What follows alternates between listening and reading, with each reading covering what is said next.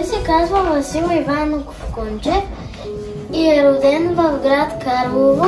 Майка му се казва Гина, а пък баща му се казва Иван. Баща му е починал, когато той е бил на 14 години. Той е бил твърде малък, затова неговия войчо го е взел да стане поп. На коя илюстрация виждаме този момент? Когато той е сложил дрехите. Кои дрехи? За монах или за революционер? За монах, така, добре. И той много харесвал идеите на Раковски и се е записал в първата българска легия.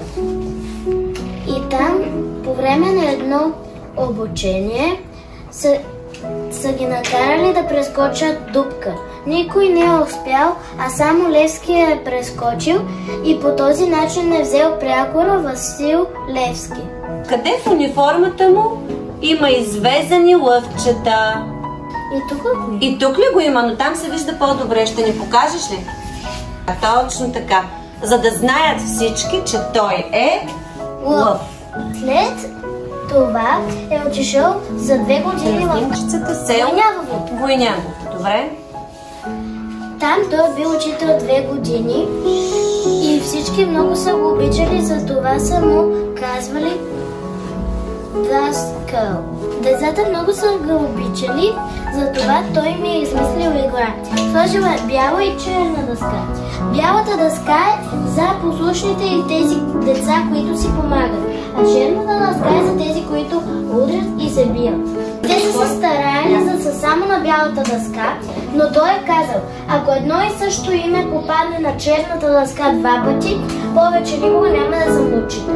И децата са се старали да са само на бялата дъска. Добре. А какво си нарисувала ти на таблото? Не само снимките, нарисувала си нещо. Какво е това? Лъв. Лъв. Защо?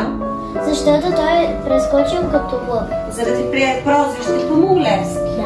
Той е измислил един експеримент в една клетка и заключил котка, куче и агне. Те в началото са се удряли и са се биели, но накрая са се успокоили и са живеели в мир. Което какво означава? И той показва на неговите ученици, че дори от коя държава сме, дори нашите различия пак може да сме заедно.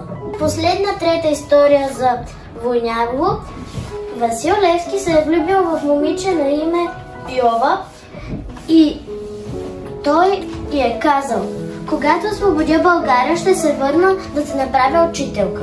Минали са 3 години, но майка и баща ѝ оженили насила за друг. И след това, когато се срещнали, Васил Левски отишъл и ѝ казал: "О, Йове, свободата закъсня." И сега ще ви разкажа историята, когато е станал знаменосец. По време на Втората българска легия, той е станал знаменосец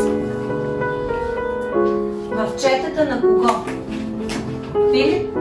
Филип Точил. И след това не е успял да участва в войните, защото е имал силни болки в корема и се наложило да направят операция.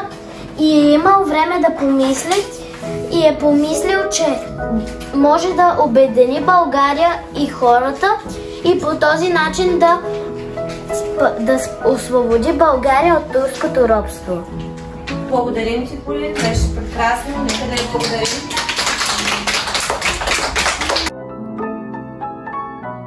Васил Левски, апостола на свободата. След участието си във Втората българска легия отива в Румъния. И в писмото до Панайот Хитов пише: "Ако печеля за цял народ, ако губя само мене си." 1868 година Левски живее с Христо Ботев в една изоставена вятърна мелница край Букурещ. По това време си стига до извода, че трябва да се даде вътрешна революционна сила и че българите трябва да разчитат пред всичко на себе си, а не на външни сили. От декември 1869 година до февруари 1968 година Невски предприема първата си обиколка из българските земи.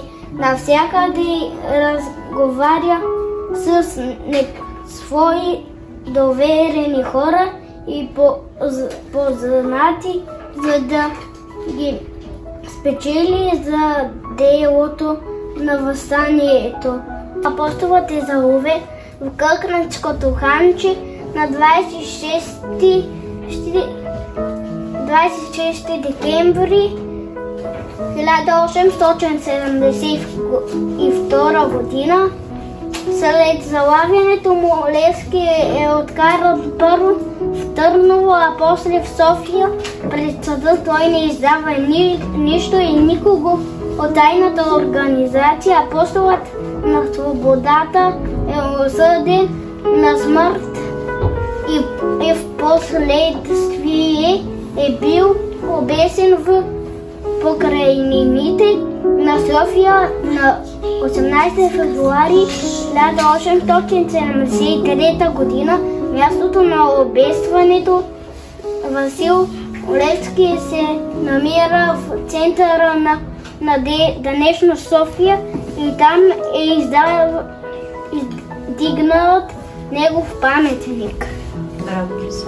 Да му благодарим, деца.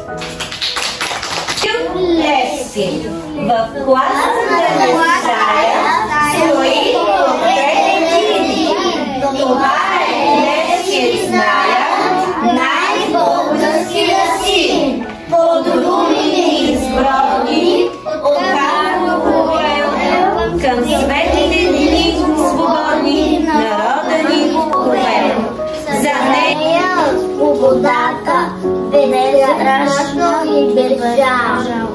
Апостола в борбата живота си отдал.